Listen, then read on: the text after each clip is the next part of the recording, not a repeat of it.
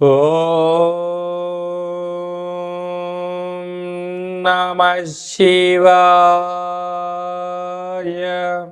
ఓం నమో నారాయణాయ. కర్మ నివారణ, నరదృష్టి నివారణ, కాళభైరవాయై నమో నమః. ఓం కాళకాలాయ విద్మహే కాళాతీతాయ ధీమహి తన్నో నరదృష్టి నివారణ కాళభైరవ ప్రచోదయాతు. హరి ఓం. మా ఛానల్కి స్వాగతం. చూస్తున్న వీక్షకులకు, ప్రేక్షకులకు, ప్రియ కాళభైరవ భగవద్బంధులకి స్వాగతం పలుకుతూ, మమ్మల్ని ఎంతగానో ఆదరిస్తూ ఉండబడినటువంటి ప్రియ సోదర సోదరీమణులకు ఎవరిపైనను గ్రహణం దోషం లేకుండా, గ్రహణం యొక్క శూల ఎవరిపైన పడకుండా అందరికీ ఐశ్వర్యాన్ని, ఆనందాన్ని ప్రసాదించాలని, అలాగనే తెలుగు సంవత్సరానికి వీడుకోలు పలుకుతూ కొత్త తెలుగు సంవత్సరానికి స్వాగతం పలుకుతున్నటువంటి కాల సమయంలో కనుక అందరికీ ఈ సంవత్సరంలో జరిగినటువంటి అద్భుతాలు, ఐశ్వర్యాలు, అలా జీవితకాలంలో నిత్యము ఐశ్వర్య ఆనందంగా గడపాలని, సకల అష్ట కష్టాలకు స్వస్తి పలుకుతూ నూతన అధ్యాయ జీవితంలో సువర్ణ అధ్యాయానికి స్వాగతం పలకాలని కోరుకుంటూ, అందరికన్నా ముందుగా శ్రీ పరాభవనామ సంవత్సర పండగ శుభాకాంక్షలు. మనకు 1వ తారీఖు మార్చి నెల 2026 నుండి 15/3/2026 వరకు పుట్టినటువంటి వారందరికీ ముందస్తుగా జన్మదిన శుభాకాంక్షలు. గతంలో వివాహం చేసుకున్న వారికి వివాహ వార్షికోత్సవ శుభాకాంక్షలు. ద్వాదశ రాశుల్లో గ్రహ గమనాలు వీక్షింపచేద్దాం. మిథున రాశిలో దేవగురు బృహస్పతి సంచార స్థితి, సింహరాశిలో కేతు సంచార స్థితి, కుంభరాశిలో చతుర్గ్రహ సంచార స్థితి, రవి, కుజ, బుధ, రాహు సంచార స్థితి, మీనరాశిలో శుక్రుడు మరియు శని సంచార స్థితితో ద్వాదశ రాశుల్లో గ్రహ గమనాలు ఈ విధంగా ఉన్నాయి. మేషరాశి వారు గ్రహణకాల సమయంలో ఎలాంటి మంత్రాన్ని ఉచ్చరించడం వలన, సాధన చేయడం వలన జాతకంలో ఉండబడిన గ్రహ దోషాలు తొలగించుకొని ఏళ్ళనాటి శని ఒకవైపు ప్రారంభ సంచార స్థితిలో ఉన్నప్పుడు ఐశ్వర్యాన్ని ఎలా పొందాలో ఈ వీడియోలో సవివరంగా సంపూర్ణంగా తెలుసుకుందాం. మేషరాశిలో ఏ నక్షత్రాలు వస్తాయనగా అశ్విని నక్షత్రంలోని 4 పాదాలు, భరణి నక్షత్రంలోని 4 పాదాలు, కృతికా నక్షత్రంలోని 1 పాదం కలిపితే మేషరాశి. రాశాధిపతి కుజ భగవానుడు. వీరికి రాశి నుండి తృతీయంలో గురు సంచార స్థితి, పంచమ స్థానంలో కేతు సంచార స్థితి, అంటే సింహరాశిలోనే పుబ్బా నక్షత్రంలో గ్రహణం జరుగుతుంది కనుక మేషరాశి వారికి పెద్దగా దోషము లేదు. మధ్యమ సంచార స్థితిలో ఉన్నప్పుడు వీలైనంత వరకు ఆ గ్రహణ కాల సమయంలో నవగ్రహ మంత్రములను, చంద్రుడి యొక్క మంత్రములను ఉచ్చరింప చేయడం వలన అద్భుతమైన ఐశ్వర్య యోగం కలుగుతుంది. అది ఏ మంత్రాన్ని ఉచ్చరించగలగాలన్నట్లయితే ఓం గం గణపతయే నమః, ఓం ఆదిత్యాయ సోమాయ మంగళాయ బుధాయ చ గురు శుక్రశలభ్యచ్చ రాహవే కేతవే నమో నమః అనే మంత్రాన్ని 9 నవగ్రహములకు సంబంధించినటువంటి మూల మంత్రములను, కులదేవతలను, గ్రామదేవతలను ఉచ్చరించడం వలన గ్రహదోషము తొలగి గ్రహ ఐశ్వర్యం పెరిగి వచ్చేటువంటి మళ్ళీ గ్రహం వరకు వీరికి ఆనందకరమైన ఆరోగ్యకరమైన జీవితం పొందుతారు అని చెప్పి గమనించాలి.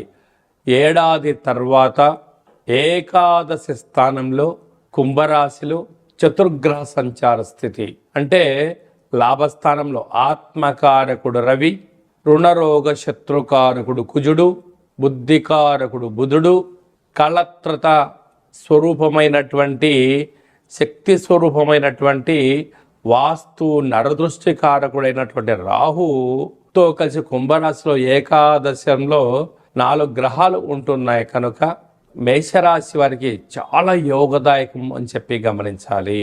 కనుక వీలైనంత వరకు మౌనం, ధ్యానం, చిరునవ్వు, ఆధ్యాత్మిక చింతన, సత్ప్రవర్తనగా ఉండగలిగినట్లే మీకన్నా అదృష్టవంతులు ఎవరు లేరు అని చెప్పి గమనించాలి.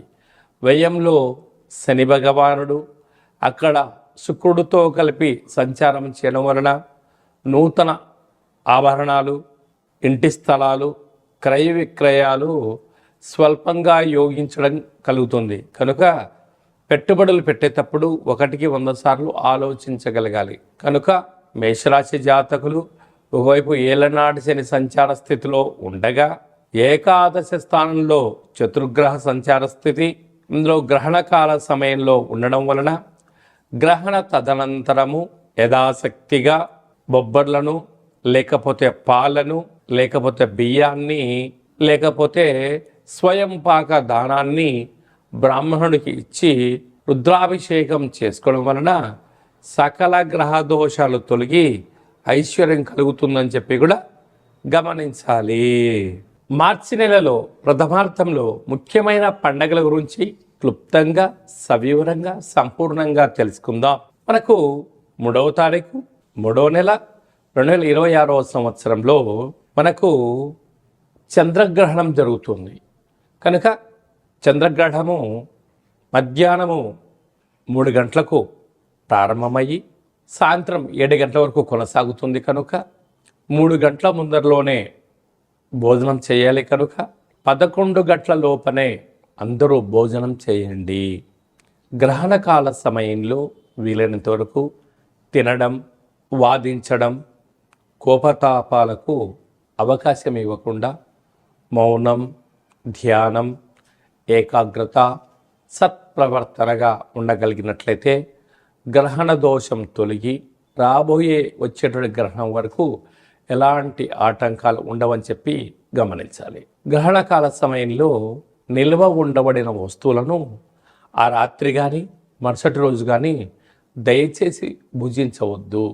నిల్వ ఉండబడినటువంటి పదార్థాలలో దర్భను వేసి ఉంచండి. సకలమైనటువంటి గ్రహణకాల సమయంలో మంత్ర సాధన ఏదైతే చేస్తామో అద్భుతమైన ఫలితాన్ని, ఐశ్వర్యాన్ని కలిగిస్తుందని చెప్పి గమనించగలగాలి.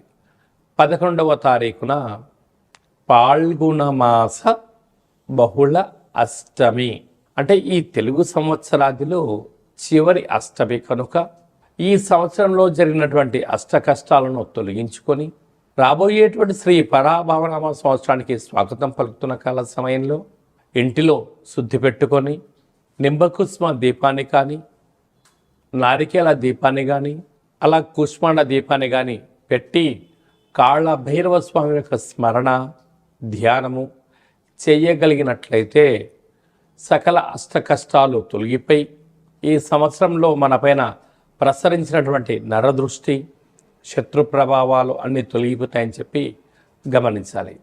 అలా కుదరలేనటువంటి వారు ఈ కింది నెంబర్ సంప్రదించినట్లయితే మన యొక్క దేవాలయంలో నిత్యము కాళ్ళభైరవ హోమ కార్యక్రమాలను ఆచరింపచేయడం జరుగుతుంది. కనుక అందరికీ వీడియో కాల్ ద్వారా చూపించి మీ గోత్రనామములతో కాళ్ళభైరవ పూజ, హోమ కార్యక్రమం చేయించి ప్రసాదంను మీకు పంపించడం జరుగుతుందని చెప్పి కూడా గమనించాలి. అలాగనే మీ వ్యక్తిగత జాతకం తెలుసుకోవాలనుకుంటున్నారా? మీ పేరు, పుట్టినటువంటి తేదీ, నెల, సంవత్సరం, పుట్టిన సమయాన్ని వ్రాసి మీరు పంపించగలిగినట్లయితే 100 సంవత్సరముల జాతకాన్ని సవివరంగా, సంపూర్ణంగా వ్రాసి మీకు వాట్సాప్ ద్వారా పంపించి మీరు పుట్టినప్పుడు గ్రహ గమనాలు ఎలా ఉన్నాయి, ప్రస్తుతం ఎలా ఉంటున్నాయి, రాబోయే కాలంలో ఎలా ఉండబోతున్నాయో సవివరంగా, సంపూర్ణంగా తెలియజేయడం జరుగుతుందని చెప్పి గమనించాలి. చాలామందికి పుట్టినటువంటి కాల సమయంలో డేట్ ఆఫ్ బర్త్లో లేనటువంటి వారికి మీ పేరు యొక్క మొదటి అక్షరాన్ని అనుసరిస్తూ రాశిని తెలియచేస్తూ రాశి యొక్క స్థితిగతులను వివరిస్తూ రమణ శాస్త్రం ద్వారా అనగా గవళ ద్వారా భూత, భవిష్యత్ వర్తమానాన్ని తెలియచేయడం జరుగుతుంది. రమణ శాస్త్రం ద్వారా కాళభైరవ ఉపాసన చేత సంపూర్ణమైనటువంటి విషయ పరిజ్ఞానం చేత మనము జీవితాన్ని తెలుసుకుందాం. జాతకంలో ఉండబడినటువంటి ఆటంకాలను తొలగించుకుందాం. జాతకంలో ఉండబడిన యోగాన్ని తెలుసుకుందాం. ఆనందకరమైన జీవితాన్ని పొందుదాం అనేటువంటిది చిన్న విన్నపం. కనుక ఈ కిందిని మనం సంప్రదించి అపాయింట్మెంట్ తీసుకొని సంప్రదించగలరు. అందరికీ శుభాన్ని, జయాన్ని, ఐశ్వర్యాన్ని ప్రసాదించాలని ఈ తెలుగు సంవత్సరానికి వీడుకోలు పలుకుతూ కొత్త సంవత్సర కాలం సమయంలో అందరికీ ఆనందాన్ని ప్రసాదించాలని మనసారా మనం కూడా మరొక్కసారి కాళభైరవ స్వామి వారిని కోరుకుంటూ ఆశీర్వచనం. శతమానం భవతి శతాయు పురుష సతేంద్రియ ఆయుష్యేవేంద్రియే ప్రతిష్టతి. ధనం ధాన్యం బహుపుత్రలాభం శత సంవత్సరం దీర్ఘమాయు. సర్వే జనా సుఖినో భవంతు. లోకా సమస్తా సుఖినో భవంతు. సర్వం కాళభైరవ దేవతార్పణమస్తు. హరి ఓం. ఈ వీడియో మీకు నచ్చినట్టయితే మా ఛానల్ని సబ్స్క్రైబ్ చేసుకోండి, లైక్ చేయండి, షేర్ చేయండి. భగవద్బంధులకు, మిత్రులకు స్నేహితులకు చేరవేసి హిందూ ధర్మాన్ని కాపాడండి.